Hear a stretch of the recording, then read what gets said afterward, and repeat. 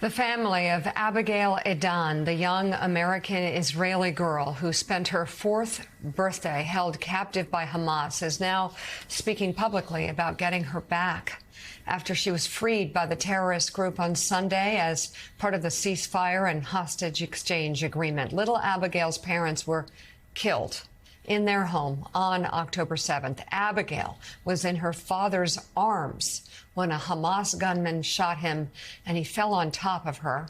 Abigail then crawled out from under her father's body and ran to a neighbor's house where she and the neighbors were taken by Hamas.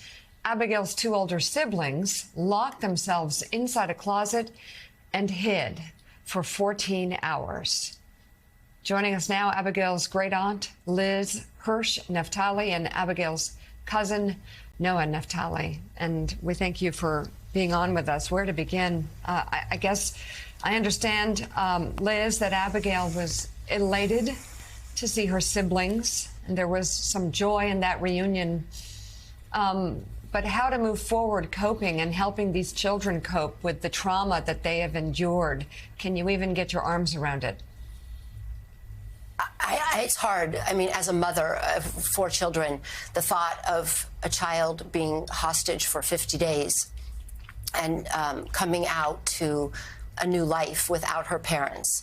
I will say that Abigail was, when she was taken with a neighbor mother who she knew and her 3 children, all we hoped was that she was with them, and she was able to be hugged by this woman and be part of her family. And that is a blessing under all of this.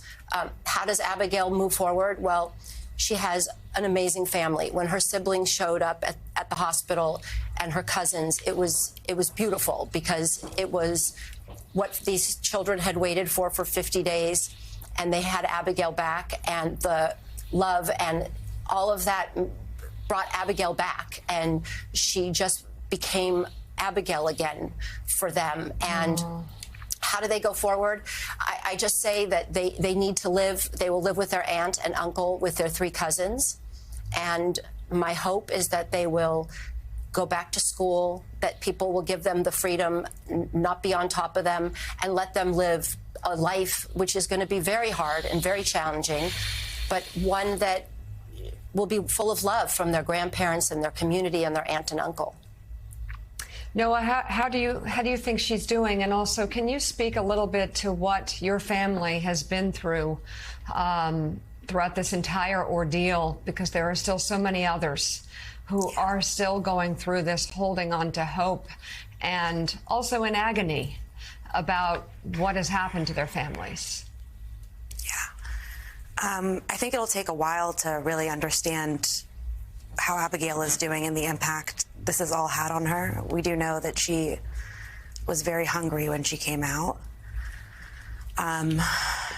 For us, there is certainly relief. I think that for 50 days, we continued to live in an ongoing terror attack, and we are very aware that many families still are, that as a society and as a country, Israel still is. And, you know, as long as there are people in Hamas captivity, young women who shouldn't be there for another moment, grandparents, fathers, sons, daughters, our work is not done. Liz, good morning. Thank you so much for being with us and sharing this story. It's so important to hear it. And we know that Abigail actually was 3 when she was abducted and turned 4 on Friday while she was being held by terrorists. Do you have any sense from her yet? I know it's early yet, and you want to give her some time and space about what these last, 50 or so days have been like for her while she was being held? Well, like, as Noah said, she came out, she was hungry. There was not enough food. There wasn't proper food for a child. So what we know is that she was in the dark. They weren't in a place where they were able to run free, and they were hostages. So it's a combination of all of these terrible things, this opportunity now to live a life, but we're giving this family space, and we're waiting for them to share, and we're Abigail to share, and for this other family to share. And really what we understand is that they were just in isolation and they were just together. And Abigail had a child who she went to nursery school with, but they were alone. And so I don't know even how to answer that. What I also think about is all these other hostages that are still there and all these families that are still waiting for their loved ones to come home. A 9, 10-month-old child that is in captivity. And what I want people to understand is that these are real people. Abigail is a little girl. It could be anybody's little girl. And that the trauma and the tragedy that all of these people have been facing, we personally as a family are facing, and we pray and we hope for their return, and we pray and hope for Abigail to be able to live a life that will be, I don't like to say the word normal, but one that she can grow up in and be a productive and happy person. Yeah, you know, Liz, right there, you put your finger perhaps on the real unknown in all of this. Abigail is 4 years of age. She saw things and experienced things that she can't unsee or unremember.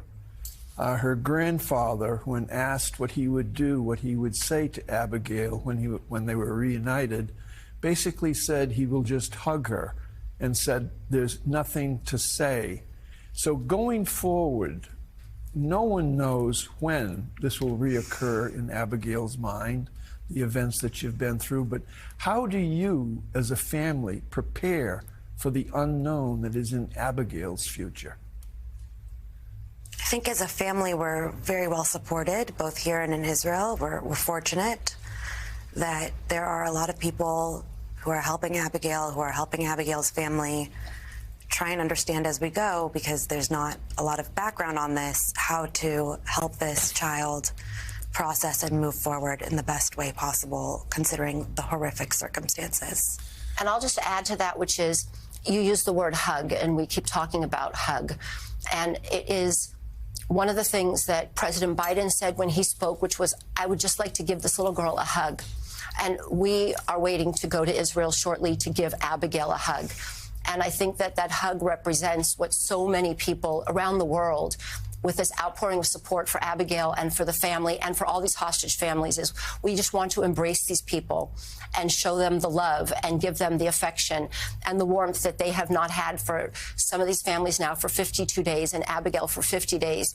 And they are coming back after having, like you said, witnessed atrocious things, losing family members, then being hostage. And so as they come forward, as Noah said, they all are going to need lots of care. And there's lots of therapy programs that are cropping up throughout Israel to give them that love. But it starts with the family. And we are blessed to have a family that is just beautiful and that is going to make sure that Abigail and her sister and her brother are embraced throughout their lives. And Liz, obviously it's wonderful news that Abigail is back, but there are still dozens of hostages still being held there in Gaza. Some Americans, it's unclear how many, dozens more Israelis. What would your message be to those families who are still waiting, who are still wondering, who are still worrying about the fate of their own loved ones? Well, first, I will say that we are blessed that Abigail is home, but we are going to continue to do everything we can to make sure that all of those hostages are home. We have developed relationships. We know so many stories from all these other families, and they are part of our new family. It wasn't a family that before October 6th, 7th that we knew, but now we are all in this together. And I will say that one of the things that I know President Biden has spoken about, and so many leaders across the world and in our government have said, is that everybody is committed to bringing these hostages home. These are civilians. These are people that were kidnapped on October 7th. And it is everybody who's watching, it is all of our job to keep telling these stories and making sure that all of these hostages, all of these innocent people, they are real lives. They come home. They're not numbers. They're not just faces. These are people that are part of all of us. Abigail's great aunt Liz Hirsch Neftali and Abigail's cousin Noah Neftali, thank you both very much for coming on the show this morning. Thank you for having us.